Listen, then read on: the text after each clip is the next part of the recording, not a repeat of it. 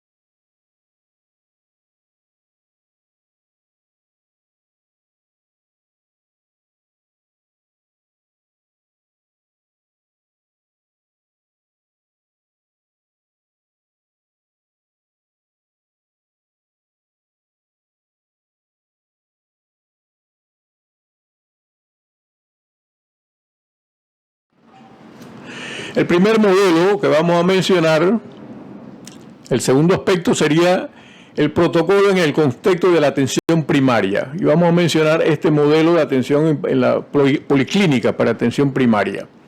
Los protocolos en el vínculo de los médicos generales con los especialistas, con los diferentes especialistas que existen en dicha policlínica. Esto nos lleva a una mejor comunicación entre los médicos generales y el médico especialista cuando refiere al paciente o consulta sobre el paciente para tener una mejor comunicación y una mejor relación profesional. Y el protocolo ayudaría en este caso aquí. Serviría también para la docencia, para la calidad de la atención y del equipo de salud. En este aspecto, segundo aspecto, en la construcción de los protocolos de atención primaria. Y aquí vamos a mencionar por algunos ejemplos de algunas especialidades. Por ejemplo, aquí gastroenterología o el protocolo de dispepsia funcional. Estos protocolos ya están hechos. Gastritis por Helicobacter pylori, úlcera péptica, el reflujo gastroesofágico, la pancreatitis, sospecha de cáncer gastrointestinal son temas de atención primaria que el médico general puede resolver con su competencia o apoyándose en el protocolo de soporte clínico, a través de su competencia propia o apoyándose en el protocolo de soporte clínico que lo usa cuando lo necesita. Cuando no puede solucionar el problema, no tiene la capacidad resolutiva a su nivel, entonces el médico general referirá a través de otros especialistas como el médico familiar o el médico internista el paciente a gastroenterología en este caso. Y el gastroenterólogo, obviamente, con su competencia o apoyándose en el protocolo de soporte clínico, puede resolver la situación. Y si requiere algún especialista de la misma especialidad, un subespecialista, ya sea un endoscopista o un especialista en ultrasonido endoscópico, etcétera, o en endoscopía o en CEPRE, entonces lo refiere al superespecialista que resuelve la situación. O si es gastroenterología, es más complejo y requiere otros aspectos para la solución, por ejemplo aquí en cirugía, entonces él lo referiría a cirugía o al Instituto Oncológico o al Hospital Oncológico o el Hospital de Cancerología para la solución del problema si se tratara de un cáncer. Entonces esta es una vía en la cual es el médico especialista con el médico especialista con el médico general pueden hacer un manejo en conjunto, ¿no? Muchos pacientes crónicos son manejados por el médico general y le da seguimiento al especialista gastroenterólogo. En otra especialidad como la otorrinolaringología, por ejemplo, tenemos algunos protocolos ya construidos como de otitis, de rinosinusitis, de parálisis facial periférica, de vértigo y amigdalitis aguda. La mayoría de estas patologías, que en este caso no requieren tantos exámenes ni estudios de laboratorio, pueden ser resueltos por el médico general a través de su competencia o a través del protocolo de soporte clínico. Si el médico general no puede resolver la situación con sus competencias o a través del protocolo de soporte clínico, entonces lo referirá al otorrino a través de las vías que le da la institución para que éste una vez como experto resuelva el problema. O si requiere algún subespecialista dentro de su especialidad como fonoaudiología o especialista en pruebas vestibulares que pueden resolver la situación, o si se requiere otro especialista fuera de la otorrinolaringología que maneje el tema. En este caso, si fuera una parálisis facial puede ser central, o el vértigo que puede ser central, entonces se refiere a neurología para los estudios pertinentes o el manejo pertinente para la solución del problema. En otra especialidad, neurología, entonces, por ejemplo, tenemos protocolos de atención primaria para cefaleas, vértigo, convulsiones, neuropatía, dolor cervical, parálisis facial. Y el médico general igualmente entonces resuelve, si tiene su capacidad, a nivel local, en la policlínica, de resolver la situación o referirla al neurólogo a través de medicina familiar o a través de medicina interna, que puede solucionar el problema como experto en la materia o referir a su vez a otras especialidades. Y en este caso de urología tenemos protocolos de prostatismo, de hematuria, de tumor renal, de cálculos renales, de varicocele, epididimitis. Son temas que algunos los puede manejar inicialmente el médico general y con su capacidad, con su competencia y con el protocolo de soporte clínico puede apoyarse y solucionar el problema, teniendo ya una capacidad resolutiva para no tener que referir al paciente porque la cita es también prolongada, ¿no?, cuando se requiera. Si el médico general no puede resolver la situación, obviamente, profesionalmente o por ética, debe referir al paciente al especialista, en este caso al urólogo, para la solución del problema, o el urólogo buscaría algún subespecialista en urología u otro especialista fuera, si se tratara de un cáncer, en la parte de oncología. Y algunas situaciones podrían, como el prostatismo, manejarlo en conjunto, ¿no? El paciente lo ve el médico general, maneja el paciente con prostatismo, con el protocolo de prostatismo, está consensuado con el de atención primaria y el urólogo lo ve periódicamente cuando sea necesario o cuando haya la cita. En este aspecto, entonces, aquí tenemos el protocolo, un protocolo de atención primaria, y aquí tenemos el flujograma del manejo como ejemplo. No vamos a entrar en detalle en este protocolo. En el otro tema, ya sería la interrelación entre los especialistas en el hospital. Esta es una estrategia hospitalaria. Y aquí se trata de hacer protocolos interdisciplinarios, consensuarlo entre los especialistas o entre diferentes especialidades, de tal manera que logrando un consenso previo, cuando el paciente llega al servicio de urgencia o entra al servicio de urgencia y llaman a los diferentes especialistas, a través de este acuerdo previo pueda cumplir con su compromiso y manejar el paciente. Entonces eso aceleraría el manejo del paciente para evitar situaciones que difieren los pacientes entre los especialistas, ¿no? Entonces es un trabajo que, si se trabaja consensuadamente previamente, puede ayudar mejor a manejar más oportunamente el paciente entre diferentes especialistas o diferentes servicios, en este caso de un hospital.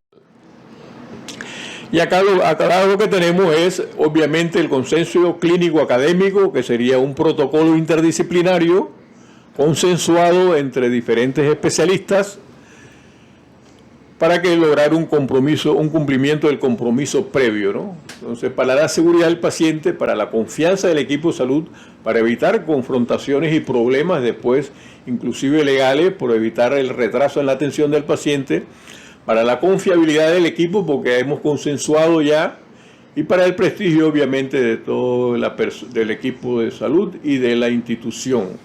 Esto nos llevaría a tener una tranquilidad un poco más mental y legal, porque ya hemos consensuado, nos hemos acordado, pero tenemos que hacer un cumplimiento de lo previamente acordado.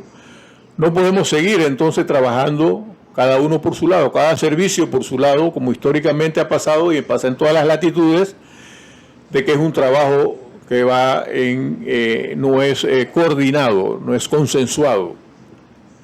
Y aquí lo que tenemos que tratar de ver es si el escenario se presta para trabajo en equipo y construir consensuadamente el manejo del paciente para dar satisfacción al paciente y credibilidad a la institución y al servicio. Acá tenemos un ejemplo entonces de un protocolo interdisciplinario que ya se hizo, en este caso de hemorragia cerebral espontánea, trabajado por urgencia, la parte prehospitalaria, que es importante manejar la urgencia, el manejo de urgencia cuando este paciente llega a los servicios de urgencia, el manejo por radiología, haciéndole el CAT simple, por esto es una hemorragia, sospecha de una hemorragia, las indicaciones quirúrgicas por neurocirugía, que siempre evalúa a los pacientes, aunque sean los menos, o una ínfima cantidad que se operarían de hemorragia cerebral, pero es importante la opinión del neurocirujano. O el ingreso a la unidad de cuidados intensivos o a la unidad de neurointensivo, que ya son expertos en el manejo de este paciente grave. Cuando se maneja en sala o en semi-intensivos, puede ser manejado porque se admite a medicina interna o a geriatría según la edad. Entonces, esto es importante este manejo interdisciplinario de una situación específica que puede comprometer la vida de un paciente. El cuarto aspecto se trata de ver, de manejar, en vez de conferencias magistrales o puramente conferencias, el manejo de la presentación de casos clínicos y el uso de los protocolos en los programas de docencia. Esta es una propuesta en firme que estamos haciendo hace muchos años, porque es importante que en los programas de docencia, tanto en los hospitales como en policlínicas, se manejen más casos clínicos y se presenten los protocolos, además obviamente de las conferencias. Y aquí que tenemos que involucrar el razonamiento clínico, porque si hay un proceso diagnóstico bien hecho, podemos aplicar el protocolo de soporte clínico. Si no hay un protocolo, un proceso de diagnóstico correcto, entonces podemos aplicar inadecuadamente el protocolo, ¿no? Y es fundamental entonces esto basarse en la medicina basada en la evidencia, que es de donde salen los protocolos clínicos para la seguridad del paciente y para el camino hacia la excelencia clínica. Entonces, en estos protocolos, estos casos clínicos que presentamos, unidos a los protocolos, tratamos entonces de actualizar el protocolo. En este caso estamos haciéndolo a través de los residentes de medicina interna del complejo hospitalario. Y acá tenemos un ejemplo de algunos casos clínicos que se han presentado y el sitio donde reposan en el sitio de protocolos clínicos. En este aspecto es importante en el manejo en las policlínicas, un manejo interdisciplinario también, un equipo de salud. Aquí es importante en las policlínicas el trabajo, la presentación de casos por el equipo de protocolos clínicos, el coordinador de protocolos clínicos, el coordinador de docencia, que es el que administra el tiempo en docencia, las reuniones de docencia, las sesiones de docencia, y el equipo de calidad. Entonces esto es un trabajo en conjunto, un equipo interdisciplinario para poder llevar a cabo esto. Esto es un trabajo en equipo, ¿no? Como un team. Aquí sería el equipo gestor y el equipo entonces operador. Aquí serían los especialistas, acá en este caso los residentes, los especialistas, los servicios de clínico, apoyo quirúrgico, apoyo, etcétera. Y aquí es importante mencionar entonces el fundamental, que es el desempeño, eso es las competencias, el conocimiento, las actitudes, las habilidades. Eso es parte del cuidado en equipo, ¿no? Entonces es importante porque el protocolo hay que verlo en un contexto integral. Y aquí recalcamos nuevamente el trabajo en equipo. Acá tenemos un ejemplo de un protocolo de atención primaria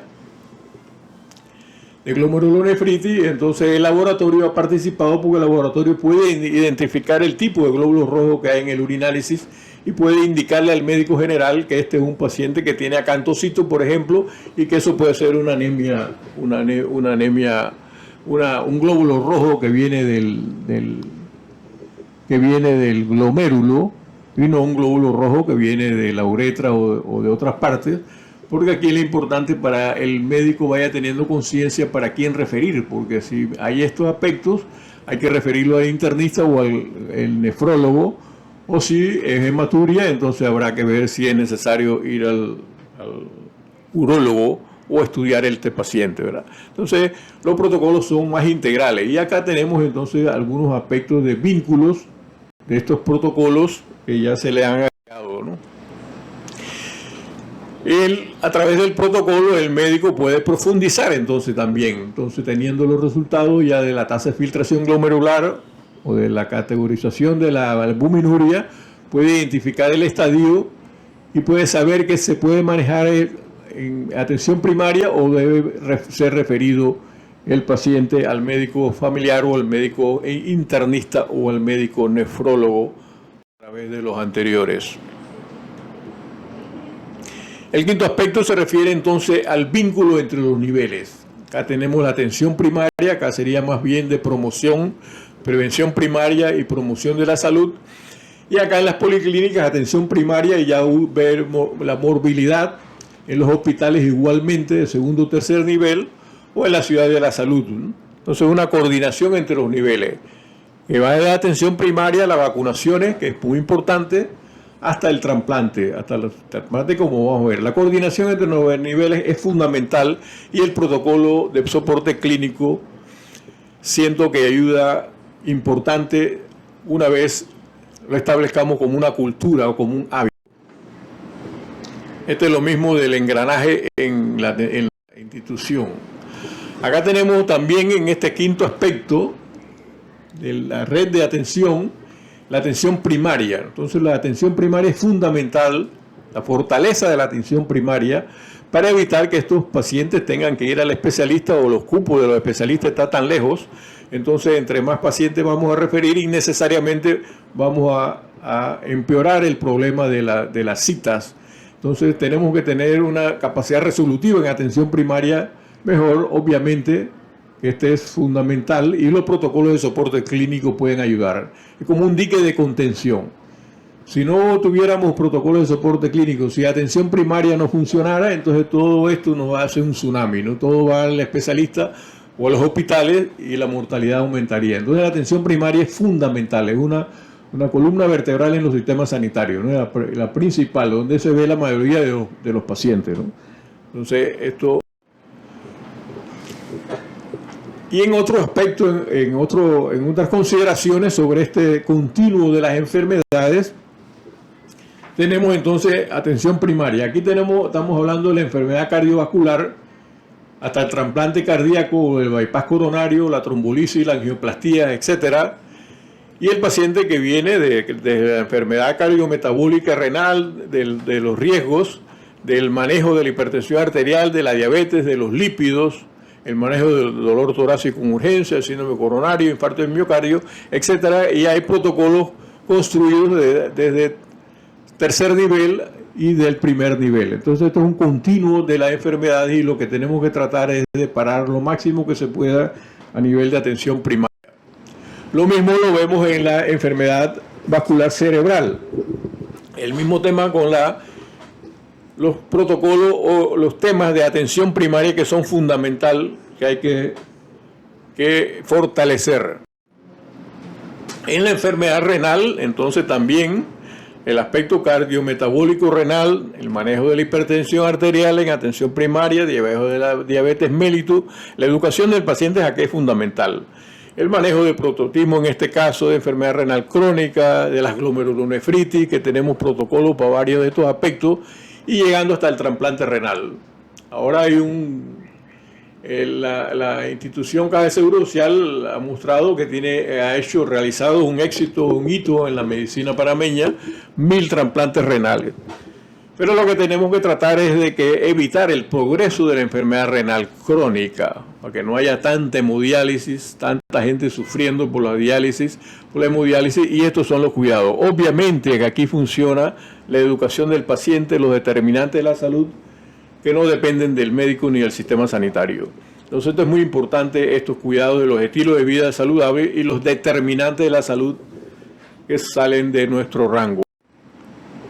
Y esto en pediatría, obviamente, igualmente, la atención primaria y los protocolos ya de insuficiencia renal en niños, la hemodiálisis y los trasplantes renales también, ¿verdad? Entonces es un continuo de la enfermedad que tenemos que tener ligados. Así que estos protocolos deben estar ligados según niveles.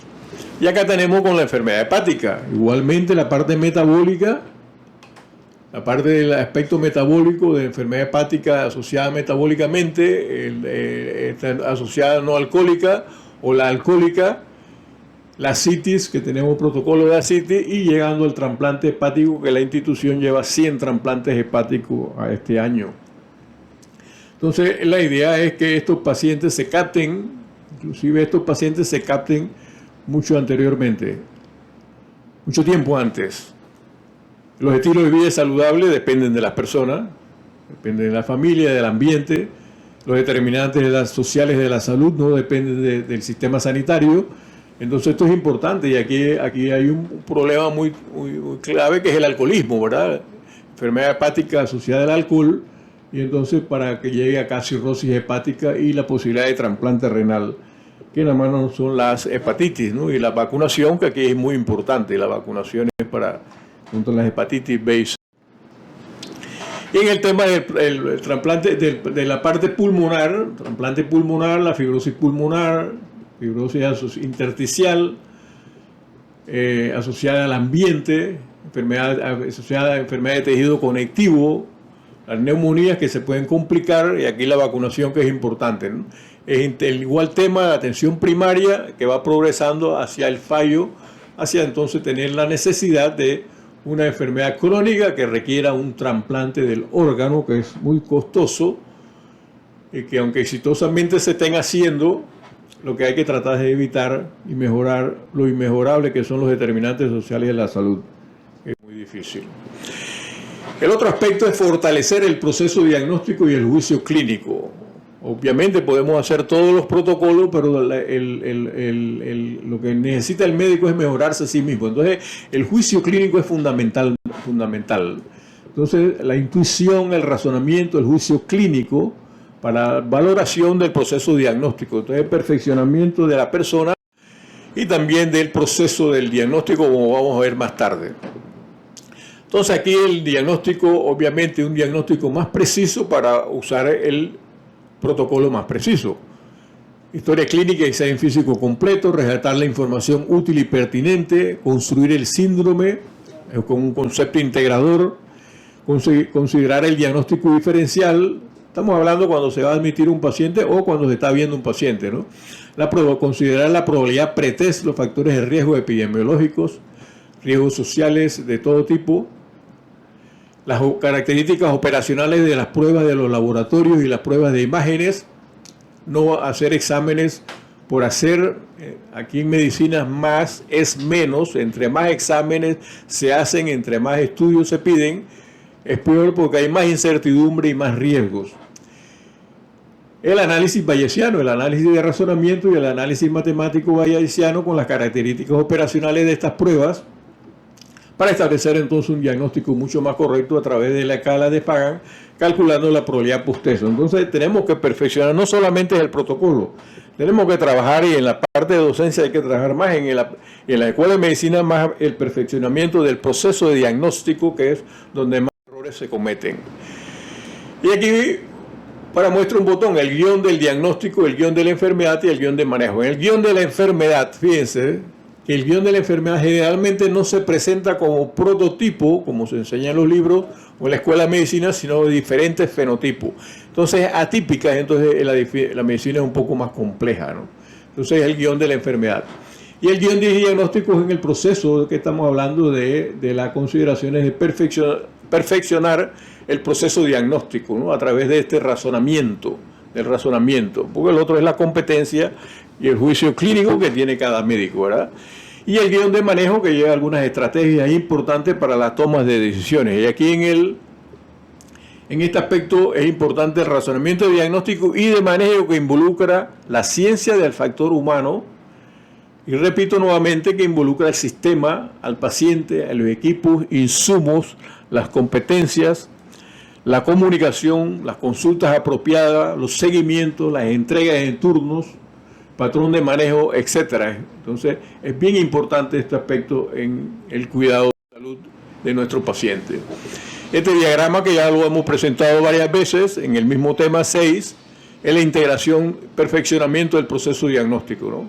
El paciente, cuando ingresa al sistema de salud, cuando entra aquí la recolección de la información, la integración y la interpretación de la información, que según el Instituto de Medicina, donde se cometen muchos errores, y la confección del diagnóstico de trabajo y la comunicación, donde también se cometen errores. Entonces, este perfeccionamiento a través de la historia clínica, el examen físico, las consultas, las pruebas de diagnóstico, para hacer un diagnóstico correcto, un tratamiento correcto, para obtener resultados correctos.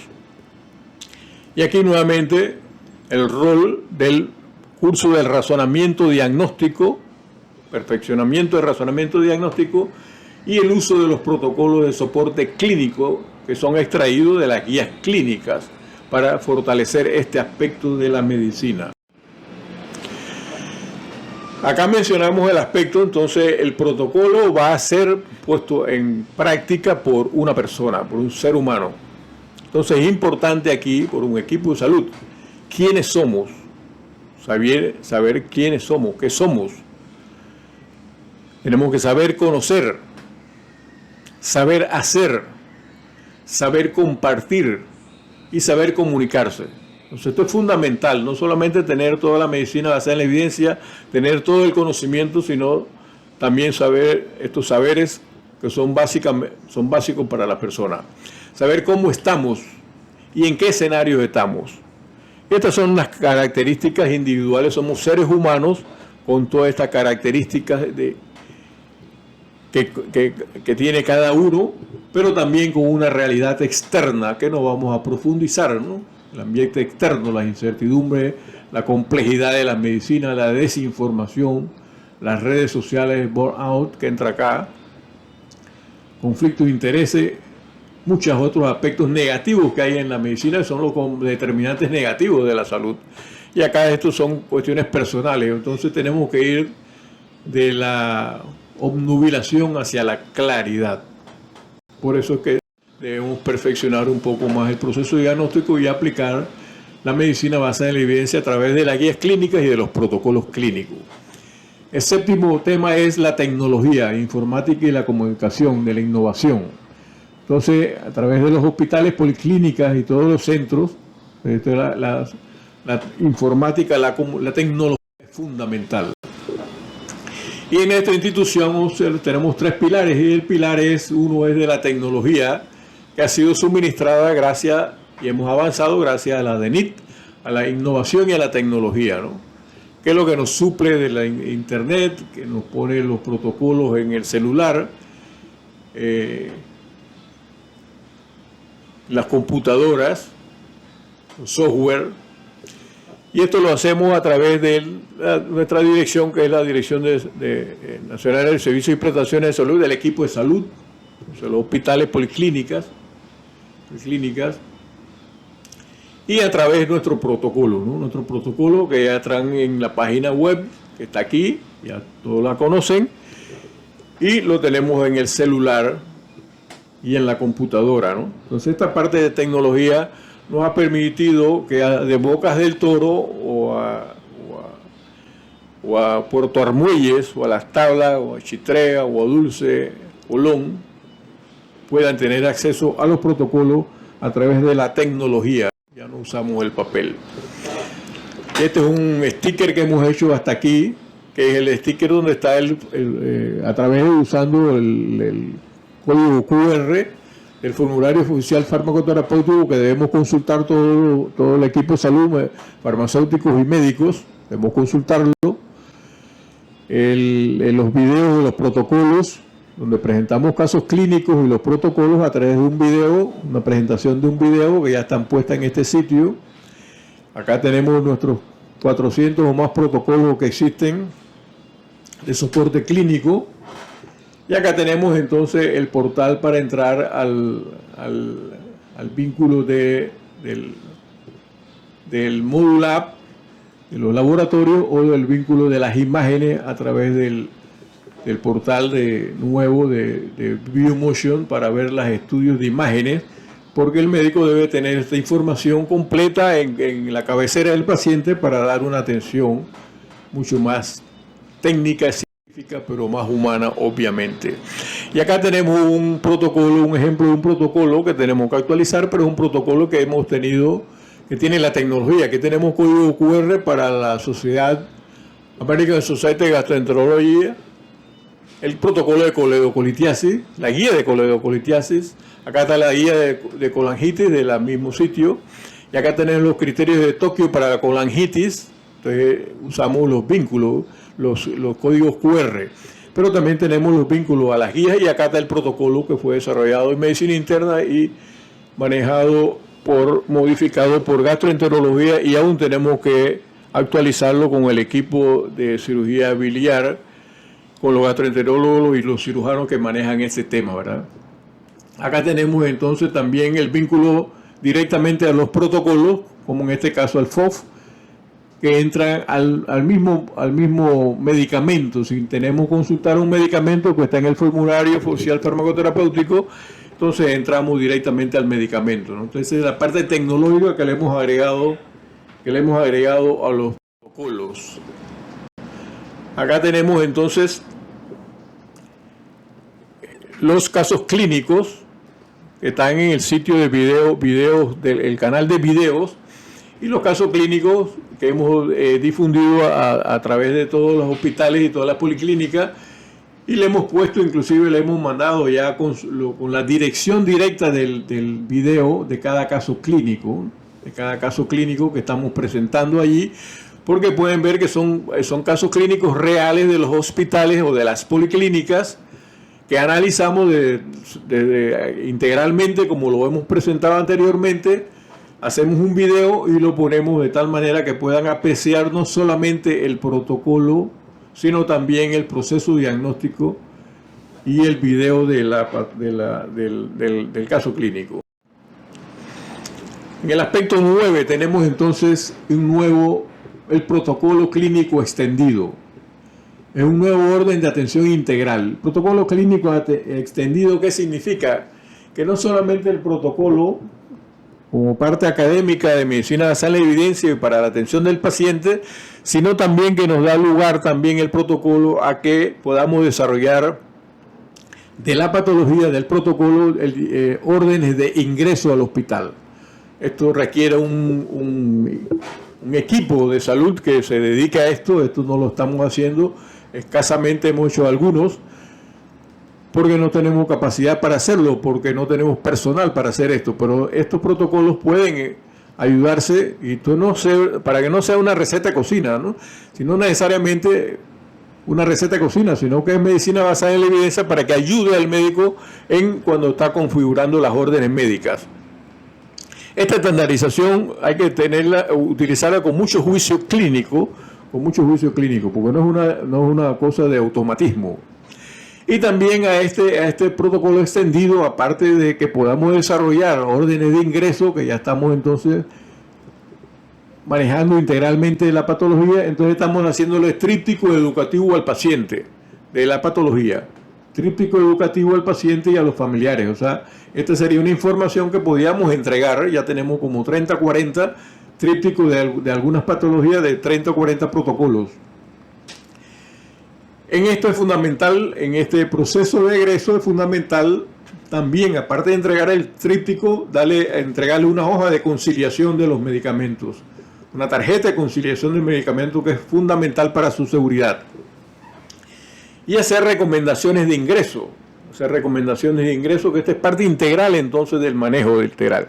Por eso que estamos mencionando aquí un nuevo orden de atención integral. Esto no es fácil de hacer. Esto requiere un equipo grande para que se dedique a hacer este aspecto integral de la medicina que actualmente no podemos hacer porque no tenemos personal para esto.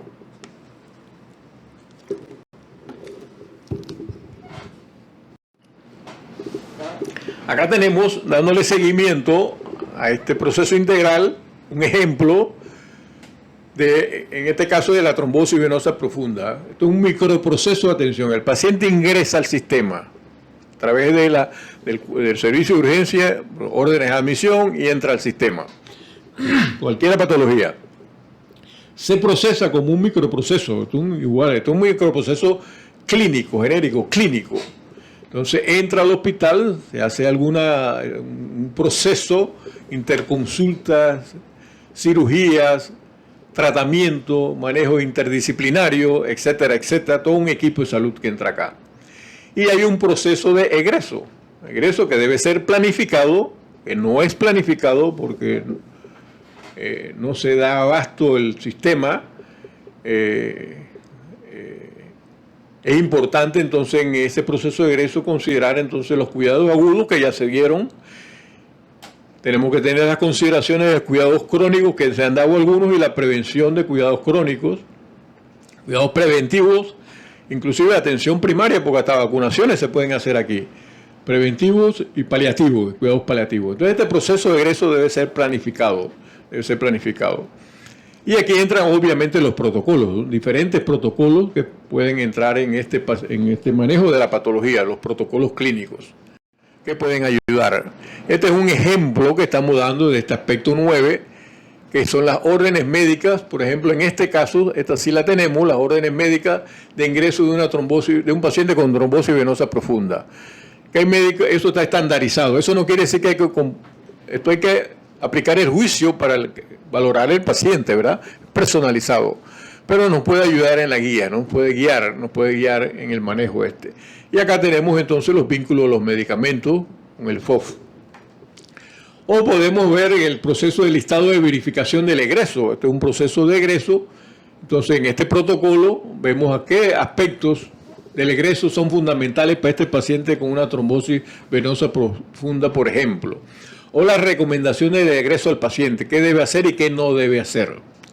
Y acá tenemos la tarjeta de conciliación que debía ser para todos los pacientes, en donde se enumeren los pacientes, los medicamentos, y uno tenga en cuenta la interacción de los medicamentos, ¿verdad? Tener en cuenta, y para que el paciente se acuerde los pacientes que debe tomar en la mañana, en el mediodía, o después de la comida, o antes de la cena, o al acostarse.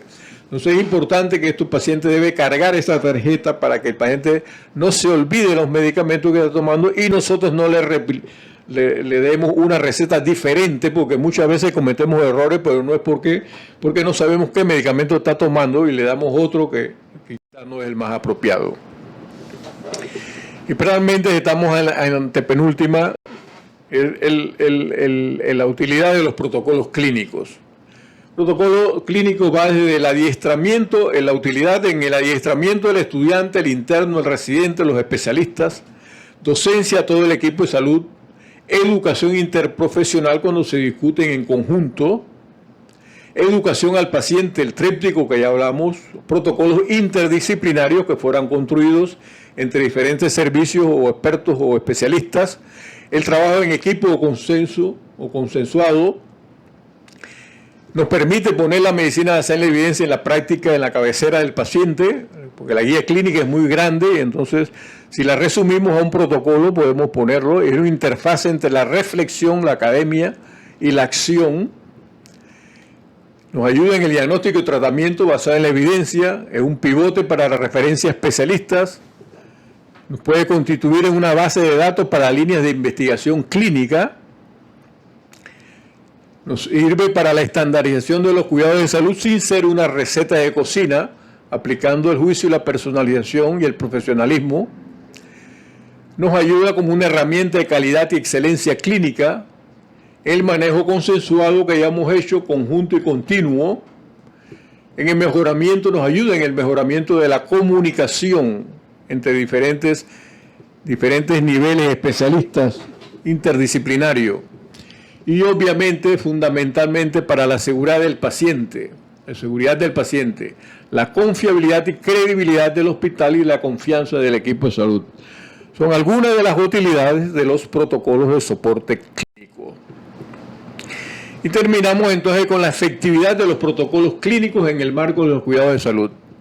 La efectividad clínica, no hay la menor duda de que pone la medicina basada en la evidencia en la práctica clínica en la cabecera del paciente. Nos ayuda en la gestión de riesgo porque en muchos protocolos se ponen las alertas rojas, las banderas rojas, y consideran los factores de riesgo y las alertas. La efectividad en la comunicación, como ya lo hemos repetido varias veces, pero es fundamental, contribuye a la comunicación interdisciplinaria y estructurada. Ayuda en la efectividad de los recursos, el uso racional de los recursos con utilidad básica basada en la evidencia científica. O sea, hacer uso racional de los recursos. Efectividad estratégica es un pivote, un eslabón que permite la interrelación, como ya lo hemos mencionado en varias ocasiones, entre los niveles de atención. Ayuda en la efectividad del aprendizaje. Los protocolos, así como las guías clínicas, protocolos nos ayudaría para el aprendizaje continuo y un desarrollo profesional, porque es un material sintetizado de la guías clínicas o de la medicina basada en la evidencia de las sociedades internacionales, etc. Nos ayuda en la seguridad y en la experiencia del paciente, no sustituye al juicio clínico y permite el uso, como lo hemos demostrado, de la tecnología, la innovación y la informática para la divulgación y la implementación. Y termino haciendo alusión a dos grandes hombres de este mundo, de esta tierra, fueron Aristóteles y Goethe. Somos lo que hacemos constantemente. La excelencia entonces no es un acto, sino un hábito. Y el conocimiento solo no es suficiente. Debemos aplicarlo. El deseo o la voluntad no son suficientes. Necesitamos hacer. Goethe. Muchas gracias.